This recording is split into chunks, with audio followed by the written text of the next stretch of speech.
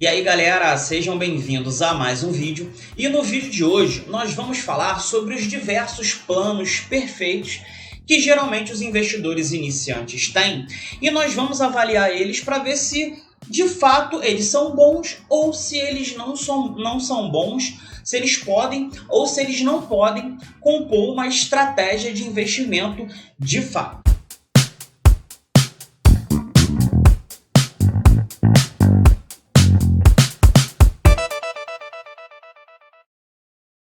Dentre as diversas estratégias que um investidor iniciante geralmente traça, que ele tem como ideia de que será uma boa seguir daquela forma, nós vamos falar sobre seguir a carteira de um bilionário. 2. Seguir a carteira de um fundo de investimento, então desses grandes fundos de investimento em ações que a gente vê aí pelo mercado. Em terceiro lugar, vender aquele ativo que subiu muito para comprar aquele ativo que caiu muito em determinado período. E por último, a estratégia de investir em empresas que estão bem mal das pernas, as famosas turnaround, que são aquelas empresas que se espera que elas vão dar a volta por cima, e investir nelas ali o nosso dinheiro para poder, quando ela recuperar, se ela recuperar, aí sim a gente ganhar bastante dinheiro. Inclusive essa estratégia a gente vê muita gente se baseando nela, lembrando das áureas épocas do Warren Buffett, quando ele comprava as empresas que estavam perto da falência e daí ele conseguiu construir um grande patrimônio. Então a gente vai ver se de fato essa estratégia realmente é boa.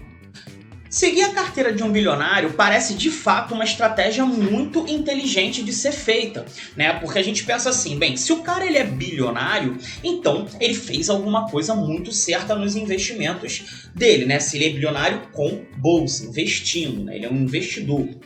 Então ele muito provavelmente vai saber que tipo de coisa ele vai fazer, qual tipo de ação ele deve comprar. Então, se a gente copiar a carteira desse grande investidor, então se ele obteve um resultado muito bom, nós com certeza também vamos ter um resultado muito bom. É bem intuitivo esse pensamento. Porém, o primeiro problema que a gente identifica nesse tipo de estratégia é que, sendo bem sincero, se a gente soubesse o que um bilionário está fazendo com o dinheiro dele, se fosse algo tão simples de fazer e tivesse tão claro que era só a gente pesquisar na internet, achar a carteira dele e replicar, ele não seria bilionário, né? Então, alguém para poder ter sucesso nos investimentos, ele tem que ter o seu algo a mais, então aquela estratégia a mais que não é divulgada para o grande público. Então, basicamente, o primeiro ponto errado nessa tentativa de estratégia de copiar a carteira de alguém bem-sucedido é essa, né? Então, não tem como a gente pegar e saber exatamente o que aquele grande investidor de fato faz nos investimentos dele. Ele pode passar os ensinamentos pra gente, ele pode dar entrevista, as pessoas podem até ter perguntado isso, e ele de fato vai contar o caminho que ele seguiu. Mas como ele enxerga as oportunidades e como é que ele entra e sai de uma oportunidade, isso a gente jamais vai ficar sabendo e seria até muito inocente da nossa parte achar que bastaria copiar a carteira de investimento de um bilionário que a gente automaticamente teria o mesmo resultado dele. Outro problema verificado nessa tentativa de estratégia é que aqueles ativos que aquele bilionário ele tem na carteira dele, a gente tem que levar em consideração também quando foi que ele comprou aquele ativo, qual foi a tese de investimento que ele botou em cima daquele ativo naquele momento para poder acertar e performar bem para ele. Fora isso, o tempo também que aquele ativo permanece na carteira dele, né? Então, se ele comprou esse ativo há 20 anos atrás, então, há 20 anos atrás era uma determinada situação, onde ele teve uma determinada tese e aquilo que ele enxergou estava acontecendo apenas naquele momento, Ele viu a oportunidade, investiu e não só investiu na empresa certa, mas permaneceu também tempo suficiente para que todo aquele desenrolar de evolução da empresa e de atendimento àquela tese outrora proposta, ali pensada e desenvolvida por aquele investidor, tivesse se concluído, né? Tivesse maturado. Até porque nada garante que a empresa que deu excelentes retornos para esse investidor de anos atrás até hoje vai continuar exatamente com a mesma performance e com o mesmo crescimento. E isso não quer dizer que ela não vá ser uma empresa boa. Ela pode ser uma empresa excelente, mas talvez para os próximos 20 anos não vai ser essa empresa que vai ser a empresa de maior sucesso da sua carteira pelos próximos anos aí à frente, né? Porque nós estamos num período diferente e o que a empresa vai se propor a fazer daqui para frente é diferente do que ela se propôs a fazer daquela época, os dias atuais. A próxima estratégia maravilhosa que o investidor iniciante acredita, né, que de fato vai ser uma boa estratégia, é seguir a carteira de investimento de um fundo de ações.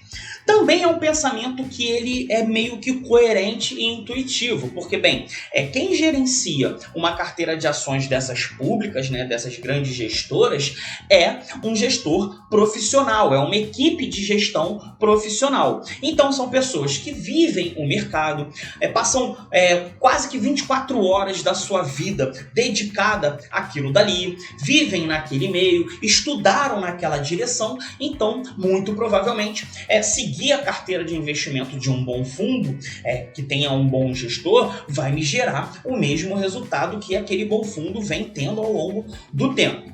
Os problemas verificados nessa tentativa de estratégia, além dos problemas anteriores, que é o mesmo problema de você seguir a carteira de um bilionário, tem também a situação do tamanho do conhecimento que o que eu falo é de contato com o mercado, contato com empresas que um gestor profissional de fundo tem.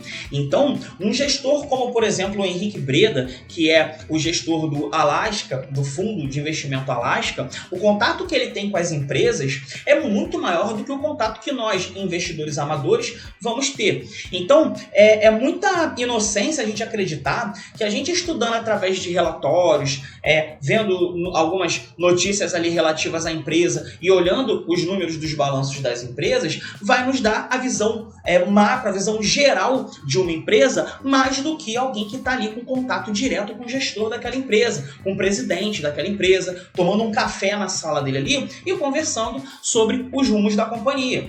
Né? Então, fora essa questão do conhecimento, né, do contato direto, também tem a questão das movimentações que o fundo faz dentro dele mesmo. Então, fundos de investimento às vezes usam opções para poder fazer algum tipo de hedge na carteira. Eles às vezes vendem daqui de um lado para poder buscar uma outra oportunidade, aumentam posições de algum ativo e diminuem de outra. E aí, imagina você ter que ficar o tempo inteiro monitorando aquele fundo para poder fazer exatamente os mesmos movimentos, que nem todos eles vão ser plenamente conhecidos. Muitas vezes o fundo pode estar comprado numa ponta, vendido na outra, e daqui a pouco ele vai desfazer aquela operação e voltar para a operação anterior. Então, basicamente, você ficaria louco com toda essa movimentação. E como nós somos investidores amadores, então nós temos o nosso trabalho, temos o nosso emprego e a gente quer apenas pegar a parcela do nosso dinheiro e botar no mercado para que aquele dinheiro seja remunerado de uma maneira ok, a gente não tem tempo para poder ficar avaliando tudo isso e girando carteira e pegando oportunidade, porque você imagina só, às vezes uma boa oportunidade de compra vai aparecer 2 horas da tarde de uma terça-feira. Só que 2 horas da tarde de uma terça-feira você está dentro do seu trabalho, você está produzindo, você está ocupado, você não está ali estudando o mercado, você não está ali telefonando para o gestor de uma empresa para poder colher uma informação, você não está fazendo visita em alguma outra empresa em outro estado para poder conhecer um pouco mais da operação dela. Não, você está no seu escritório ou seja lá onde for que você trabalha, trabalhando. Então isso daí também mostra que você tentar copiar, sempre que você tentar copiar alguma coisa, isso muito provavelmente não vai dar o resultado esperado. Seja a carteira de um bilionário, de um grande investidor, seja a carteira de um fundo de investimento profissional. Outro problema encontrado nessa estratégia são as estatísticas. Então, estudos que já são feitos desde 1968 e daí em diante mostram que os fundos de investimento desses que eu estou falando, eles performam pior do que o índice a que eles se propõem. Daí, a gente também já tira que a tentativa de copiar a carteira de um fundo de investimento profissional para tentar obter ganhos ali acima da média ou ganhos relevantes não necessariamente vai ser uma coisa que vai dar certo. Agora, saindo ali um pouco da parte dos ativos em si e falando um pouco da parte de alocação de dinheiro, então de qual ativo comprar, aonde botar o seu dinheiro, os investidores iniciantes também pensam num tipo de pseudo-estratégia que intuitivamente poderia realmente dar certo, mas que na verdade não dá, que é o famoso vender aquilo que subiu para poder comprar aquilo que caiu.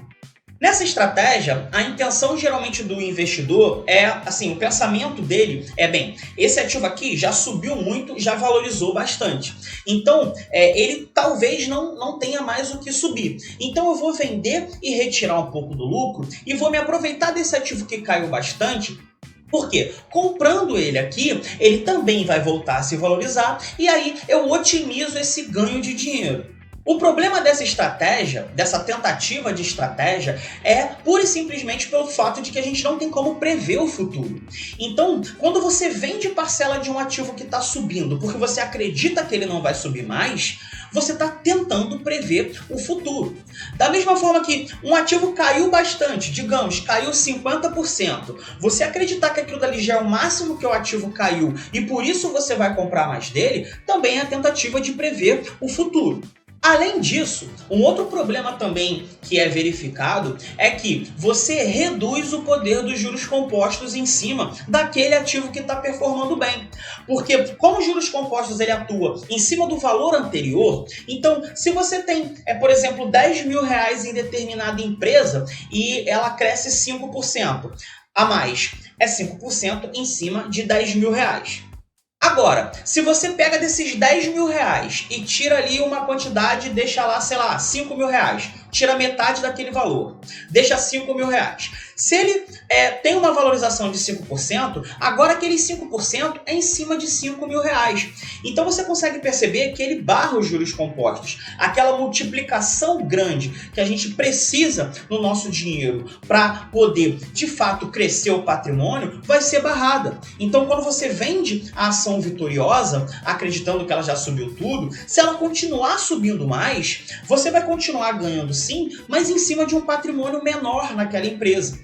Então, você basicamente está tirando as flores do seu investimento que está indo muito bem e botando num outro investimento que às vezes pode ser duvidoso ou pode até ser que dê certo, mas não vai dar tão certo quanto daria se ele tivesse permanecido naquela empresa anterior. Porém, uma das justificativas que as pessoas utilizam para poder fazer esse movimento é que, se você analisar bem ali as perspectivas de determinada empresa, então, por exemplo, se você analisar as possibilidades ainda de crescimento da empresa que já subiu muito e do futuro crescimento daquela empresa que caiu, você conseguiria achar meio que um time para poder vender, não exato, mas um bom time para poder vender aquela empresa que já subiu para poder comprar aquela que caiu. Só que quando você faz essa estimativa, você se baseia nas informações que você tem agora. Então, e que você teve acesso, é claro, né?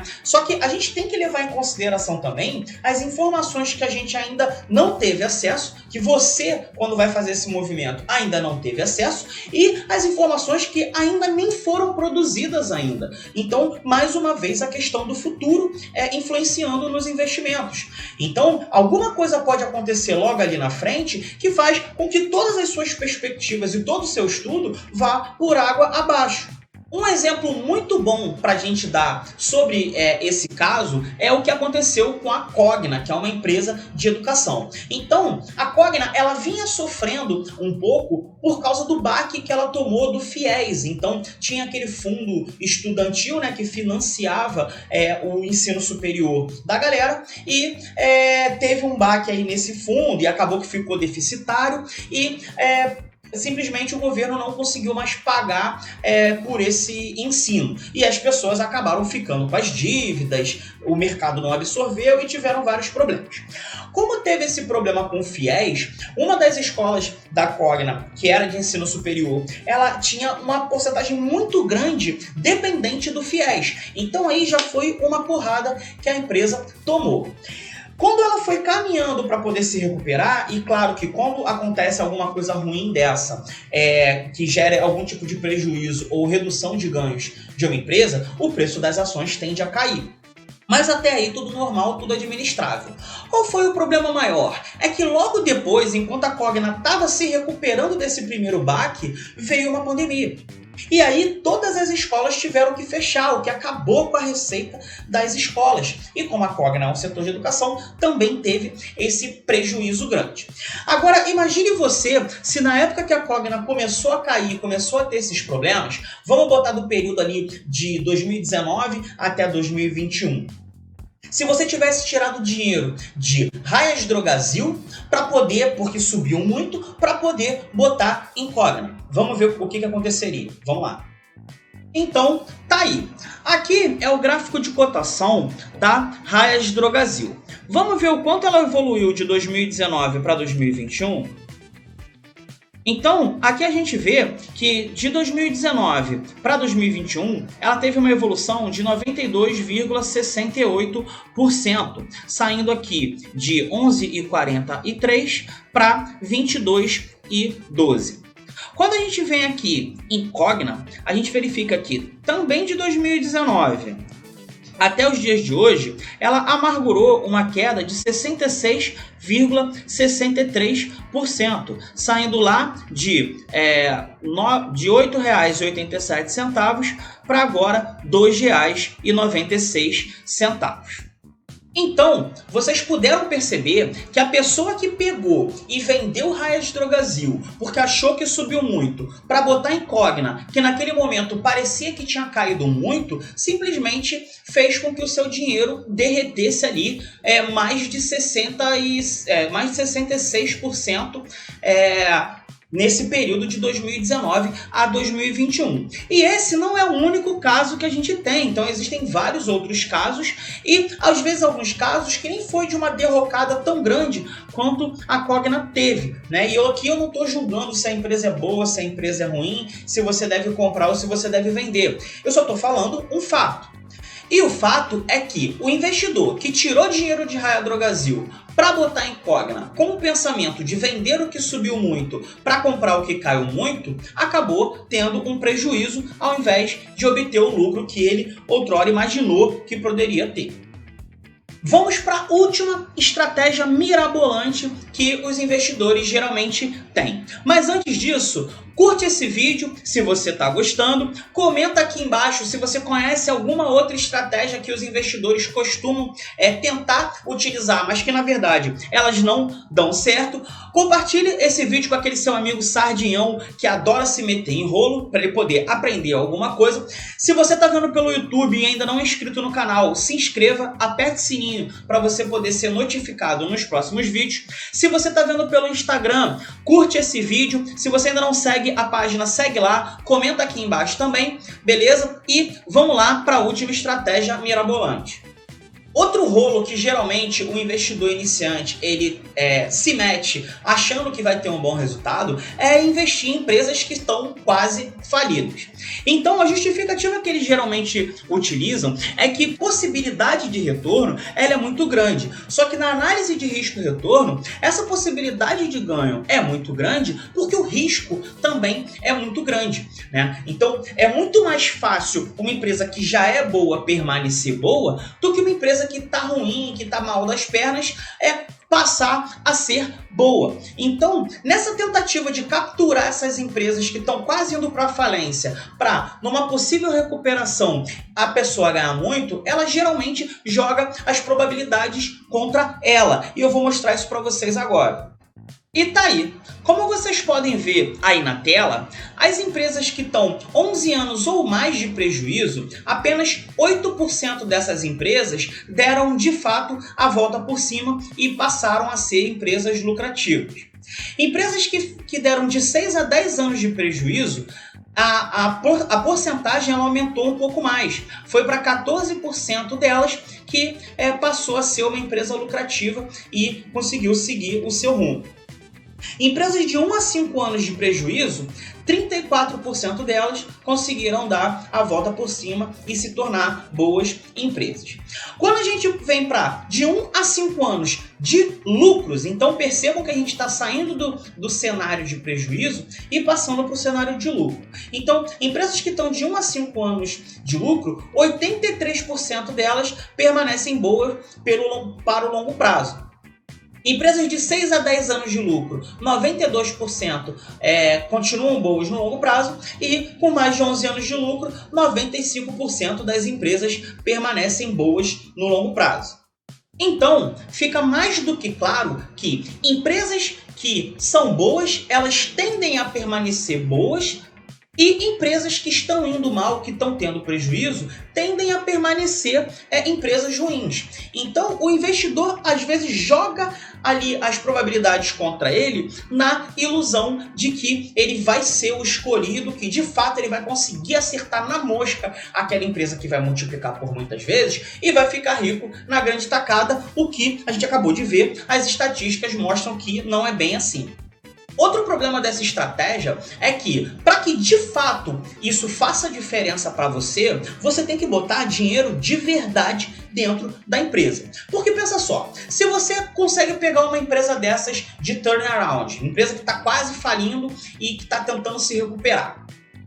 Se você pega uma empresa dessa e bota R$1.000 nela, se de fato ela se sair bem e multiplicar por 10, vamos botar que ela multiplique por 10 vezes, a partir do momento que você comprou, se você só botou R$1.000 nela, o que vai acontecer é que seus R$1.000 vão virar R$10.000.